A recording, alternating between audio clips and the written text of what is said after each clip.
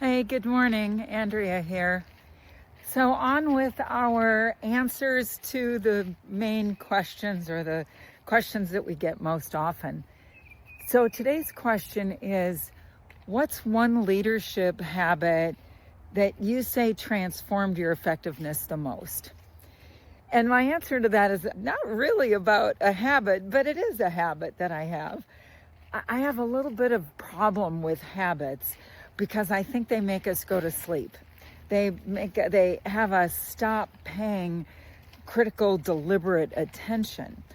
And habits are designed for that. That's why we have them. It's so that we don't have to think all the time about all the details, right?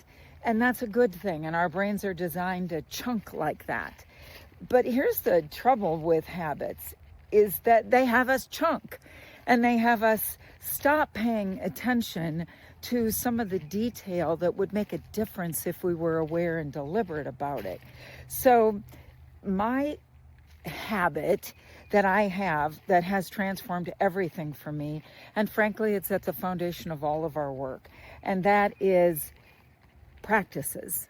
So practices are things you have to be deliberate and awake about, because practices you have to see, am I following it or am I not following it? Am I doing my practice or am I not doing my practice? And what is my practice? Now, if you do your practice long enough and you do them diligently enough, they do turn into habits, and there's nothing wrong with that. But sometimes even our best habits ought to be rethought. So here's the definition of a practice. A practice is a very specific action with a duration, a frequency, and a quantity. It doesn't necessarily have all of those depending on the practice, but a practice would be something like 3 times a week, I will sit down with the key players on my team and just talk to them about what they're working on and what they're thinking about. That's a practice. Now you can hear there's a specific action, sit down with 3 of my key team members. I haven't given you the duration yet. The duration might be that I would do that for 2 months, or that I would do it for a month or something, or a year, whatever that might be. I advise people not to create year-long practices at the start. Like, mainly 3 months is probably the longest I would go. And then I would evaluate the practice to see, is it working? Is it delivering what I thought? Is it delivering more than I expected? Do I want to continue to do it? Do I need to tweak it?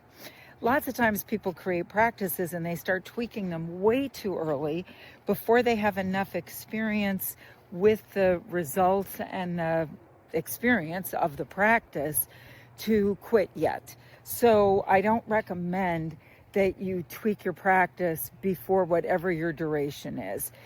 If you were going to do a practice like that, 1 week would not be long enough. So I would say do that one for at least a month. That's a practice. Another practice could be about your well-being, which is critical to your ability to be effective as a leader. So you could say, I will do cardio for 30 minutes, 4 times a week for the next 3 months. And my cardio can be walking, dancing, swimming, or biking. That's very specific, and you know exactly whether or not you did or didn't do that. So the cardio is, the specific action is whatever one of those you choose to do, and the timing on that is for 30 minutes. The quantity is 4 times a week. Duration is 3 months, right? That's very specific. But without that specificity, you have maybe an action or maybe an idea. Like lots of times people say, I'm just going to start doing cardio. Okay, that's not a practice.